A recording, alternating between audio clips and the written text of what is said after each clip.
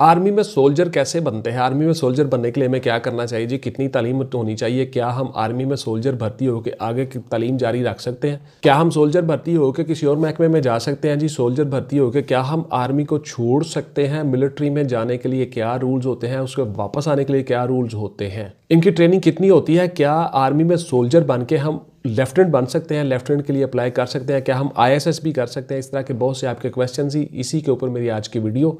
मैं हूं रज़ा बुखारी और आप देख रहे हैं बुखारी स्पीक्स यूट्यूब चैनल। तो व्यूअर्स, इस चैनल के ऊपर मैं आपके लिए मुख्तलिफ service oriented, career oriented videos बनाता हूं, जिसमें मैं आपको बताता हूं कि आपने उन जॉब्स को हासिल करने के लिए होने वाले एग्जाम्स में से किस तरह से कामयाब होना है। इसके साथ साथ मैं आपको ऑनलाइन तैयारी भी करवाता हूं। मेरी क्लासेस चलती हैं ऑनलाइन, उसके लिए बड़ी मामूली फ़ी मैंने रखी हुई है और पूरे पाकिस्तान से बच्चे मुझसे अटैच हैं और मेरे पास तैयारी कर रहे होते हैं। इस तरह से आप मेरी वीडियो से फ़ायदा उठाते हो। मैं यूट्यूब पे इसी तरह वीडियो बनाता हूं, बहुत से बच्चों को इससे फ़ायदा हासिल होता है और जो कमिटेड बच्चे हैं, जो डिवोशन के साथ पढ़ रहे होते हैं, वो कामयाब हो जाते हैं। आते हैं जी मौजू की तरफ कि आर्मी में सोल्जर आप कैसे बन सकते हो। तो देखिए, आपकी तालीम जो है उसमें मैट्रिक आपकी तालीम होनी चाहिए। आप मिलिट्री में सोल्जर बन सकते हो और मिलिट्री में सोल्जर भर्ती होकर आप मुल्क के लिए सर्व कर सकते हो। उसके लिए कोई सख्त किस्म का क्राइटेरिया नहीं है।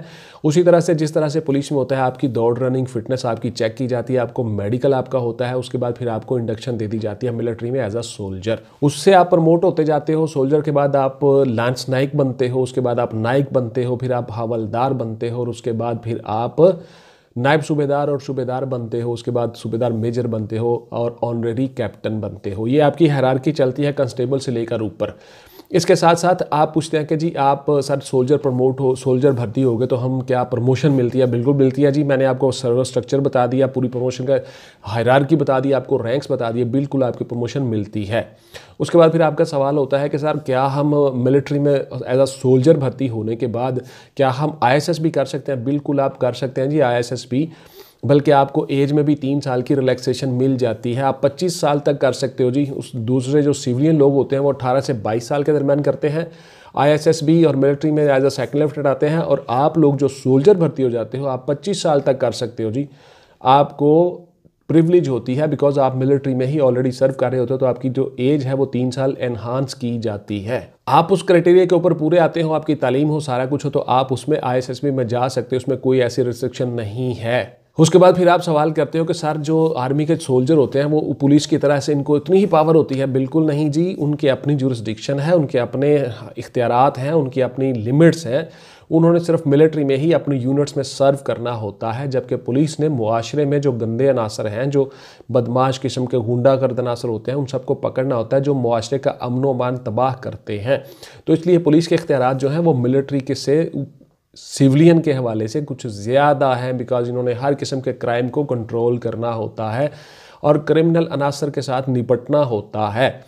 इनकी जॉब डिस्क्रिप्शन और है और मिलिट्री की जॉब डिस्क्रिप्शन और है। मिलिट्री के जो कांस्टेबल हैं, जो जवान हैं, उसको हम जवान कहते हैं, उनकी अपनी जॉब डिस्क्रिप्शन है, उन्होंने मिलिट्री के अंदर ही सर्व करना होता है। इसलिए पुलिस वाले इख्तियारात वो इस्तेमाल नहीं कर सकते। क्या सर इनको घर मिलता है? बिल्कुल जी। उनकी जो मिलिट्री की रिहायशी कॉलोनीज़ होती हैं वहाँ पे इनको घर मिल सकता है, मिलता है, रिहायश इनको मिल जाती है। उसके साथ साथ जब ये सीनियर होते रहते हैं तो घर भी इनको शिफ्ट होते रहते हैं, मिल जाते हैं, ऑलमोस्ट मिल जाते हैं, अगर वो वहाँ पे रहना चाहें तो। अलबत्ता इनके अपने रहने के लिए हॉस्टल्स और हर किस्म की चीज़ मौजूद होती है जब तक वो मिलिट्री में रहते हैं। उसके बाद फिर अपने घरों में वापस आते हैं, छुट्टी भी मिलती है, सारा कुछ होता है। लेकिन अगर वो कहीं पे कोई रिहाइश रखना चाहे तो मिल जाती है रिहाइश।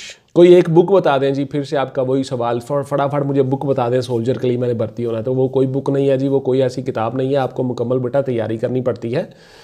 आपको एकेडमिक्स का, मैट्रिक तक का हर चीज़ आनी चाहिए। 60% आपका एकेडमिक्स है और 40% आपका जनरल नॉलेज और करंट अफेयर है। आप सोल्जर बन जाते हो। मैंने सिंपल सा फार्मूला आपको बता दिया। उसके लिए आपको किताबें पढ़नी पड़ती हैं जी। कि ट्रेनिंग कितनी होती है और कैसी होती है? इनकी ट्रेनिंग होती है जी 6 माह से लेकर 8 माह के दरम्यान की ट्रेनिंग होती है। मिलिट्री में ट्रेनिंग इंस्टीट्यूशंस इनके होते हैं, वहाँ पे ये ट्रेनिंग करते हैं और इनकी ट्रेनिंग जो है वो मिलिट्री के रूल्स के मुताबिक ही होती है। फिर आप में से बहुत से बच्चे सवाल करते हैं कि सर ये क्या इनकी ट्रेनिंग बड़ी टफ होती है? मैंने सुना है आधे लोग भाग जाते हैं। बिल्कुल नहीं जी, कोई नहीं भागता। तमाम लोगों की ट्रेनिंग रूटीन में होती हैं और इसी तरह से होती हैं जिस तरह सबकी होती हैं। कोई नहीं भागता, इतनी टफ ट्रेनिंग नहीं होती। आप जवान होते हो, फिजिकली फिट होते हो, आप यंग एनर्जेटिक होते हो, आपको ये ट्रेनिंग कुछ नहीं कहती। उसमें पीटी परेड होती है, उसमें लॉ होता है, उसमें फायरिंग होती है, ऑब्स्टेकल्स होती हैं, मुख्तलिफ ऑब्स्टेकल ग्राउंड में आप ऑब्स्टेकल्स करते हो, जिस तरह आप ग्रुप डिस्कशन ग्रुप टास्क करते हो ISSB में, उसी तरह की कुछ हर्डल्स बनी होती हैं वो आप अबूर करते हो। यानी आपकी ट्रेनिंग बड़ी मज़े की होती है, आप उसको एंजॉय करते हो। इसके साथ साथ आप मुल्क के लिए सर्व कर रहे होते हो, यूनिफॉर्म जॉब है, तो लिहाजा इज़्ज़त और ऑनर वाली जॉब है। ट्रेनिंग इतनी टफ नहीं होती, रूटीन में सारे करते हैं। फिर आप में से बच्चों ने सवाल किया कि क्या ये सर मिलिट्री में भर्ती होकर हम पुलिस में आ सकते हैं एज अ कांस्टेबल? नहीं जी, बिल्कुल नहीं आप आ सकते। आप डिपार्टमेंट ट्रांसफ़र नहीं हो सकते दूसरे डिपार्टमेंट से।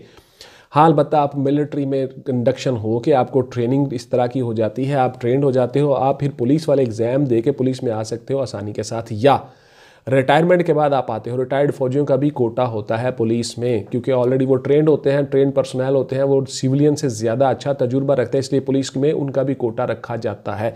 वो रिटायरमेंट के बाद भी पुलिस में आके सर्व कर सकते हैं एज अ पुलिस ऑफिसर। फिर से आपका सवाल जी, क्या ये कमीशन हासिल कर सकते हैं? बिल्कुल जी, ये कमीशन हासिल कर सकते हैं, और ISSB को कमीशन ही कहा जाता है। इंटर सर्विसेज सिलेक्शन बोर्ड में ये जब क्लियर हो जाते हैं फिर उनको कमीशन दिया जाता है आर्मी में बतौर सेकंड लेफ्टिनेंट या बतौर कैप्टन, जिसके लिए भी वो ISSB का एग्ज़ाम हो रहा है।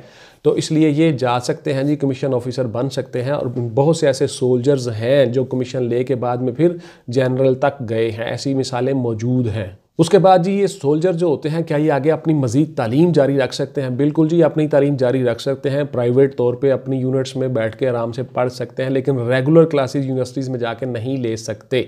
आपको रेगुलर यूनिवर्सिटीज़ में जाने के लिए, एडमिशन लेने के लिए आपको सिविलियन ही रहना होगा। आप मज़ीद उसमें भर्ती होकर फिर आप वापस आके यूनिवर्सिटीज़ में नहीं जा सकते कि वहाँ पे पे शुरू हो जाए, यहाँ पे आपकी तालीम जारी रहे। बल्कि आपको एज में भी 3 साल की रिलैक्सेशन मिल जाती है। आप 25 साल तक कर सकते हो जी। उस दूसरे जो सिविलियन लोग होते हैं वो 18 से 22 साल के दरमियान करते हैं। ISSB और मिलिट्री में एज अ सेकंड लेफ्टिनेंट आते हैं, और आप लोग जो सोल्जर भर्ती हो जाते हो आप 25 साल तक कर सकते हो जी।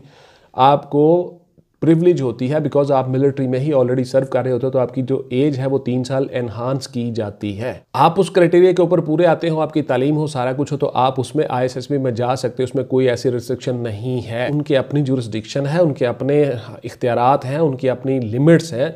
उन्होंने सिर्फ मिलिट्री में ही अपनी यूनिट्स में सर्व करना होता है, जबकि पुलिस ने मुआशरे में जो गंदे अनासर हैं, जो बदमाश किस्म के गुंडागर्द अनासर होते हैं, उन सबको पकड़ना होता है, जो मुआशरे का अमन व अमान तबाह करते हैं। तो इसलिए पुलिस के इख्तियारात जो हैं वो मिलिट्री के से ज़्यादा हैं, बिकॉज इन्होंने हर किस्म के क्राइम को कंट्रोल करना होता है और क्रिमिनल अनासर के साथ निपटना होता है। इनकी जॉब डिस्क्रिप्शन और है और मिलिट्री की जॉब डिस्क्रिप्शन और है। मिलिट्री के जो कांस्टेबल हैं, जो जवान हैं, उसको हम जवान कहते हैं, उनकी अपनी जॉब डिस्क्रिप्शन है, उन्होंने मिलिट्री के अंदर ही सर्व करना होता है। ऐसा बिल्कुल नहीं होता। ऑफिशियली आप गवर्नमेंट के मुलाजम होते हो, गवर्नमेंट ऑफिशियल होते हो, लिहाजा आपको वहीं पर ड्यूटीज़ देनी पड़ती हैं। यहाँ पर आप आके रेगुलर क्लासेस नहीं ले सकते। तो क्या हम मिलिट्री में सर भर्ती होकर सोल्जर, तो हम हर फोर्स में जा सकते हैं? नहीं जी, हर फोर्स की अपनी एक सिविलियन भर्ती होती है, उसके बाद मिलिट्री की भर्ती होती है, एयरफोर्स की भर्ती अलग होती है, सिविलियंस की भर्ती अलग होती है, पुलिस, रेंजर्स और ANF वगैरह। इसी तरह से एयरफोर्स की भर्ती अलग होती है, नेवी की भर्ती अलग होती है। As a soldier, as a jawan, मुख्तलिफ डिपार्टमेंट्स में मुख्तलिफ अपनी अपनी भर्तियाँ होती हैं, और वहीं पे उन्हीं के जवान वो ड्यूटियाँ सर अंजाम देते हैं। तो क्या हम सर PCS और CSS कर सकते हैं, PMS कर सकते हैं मिलिट्री में जवान भर्ती होकर या कांस्टेबल भर्ती होकर? बिल्कुल जी, आप कर सकते हो। PCS भी कर सकते हो, CSS भी कर सकते हो, PMS भी कर सकते हो। डिपार्टमेंटल परमिशन सर्टिफिकेट आपको मिलता है, वो आप लेके अटैच करके साथ में जा सकते हो, और उसके साथ साथ आपकी फिर सर्विस भी काउंट हो जाती है, तो आपकी सर्विस सिक्योर भी हो जाती है। सरकारी मुलाजिम की एज में कुछ रियायत होती है। तो इसलिए आप, बहुत से बच्चे ऐसे होते हैं जो फिलहाल छोटी सी एक जॉब ले लेते हैं, किसी कांस्टेबल की भर्ती में आ गए, किसी क्लर्क की भर्ती में आ गए, उसके बाद साथ साथ वो अपनी तालीम जारी रखते हैं, पढ़ते रहते हैं चुप करके, खामोशी के साथ। फिर वो उसमें मेहनत करते रहते हैं, और मेहनत करने के बाद जब वो किसी एग्ज़ाम में आते हैं तो फिर वो ऑफिसर बन जाते हैं। फिर लोग कहते हैं यार बहुत कमाल आदमी है, इसने बड़ी मेहनत की है। तो ऑलमोस्ट आप खुद अपने लिए कर रहे होते हो, तारीफ़ लोग करते हैं। जो कि जब आप अपने लिए मेहनत कर रहे होते हो, कहीं पे बैठ के चिल्ला काट रहे होते हो, तो आप अल्लाह के हुक्म की तामील कर रहे होते हो। बिकॉज अल्लाह अलमाइटी ने फरमाया है, लैसा लिल इंसानी इल्ला मा सआ, मैं इंसान को कुछ भी नहीं देता मगर जिसकी वो कोशिश कर लेता है।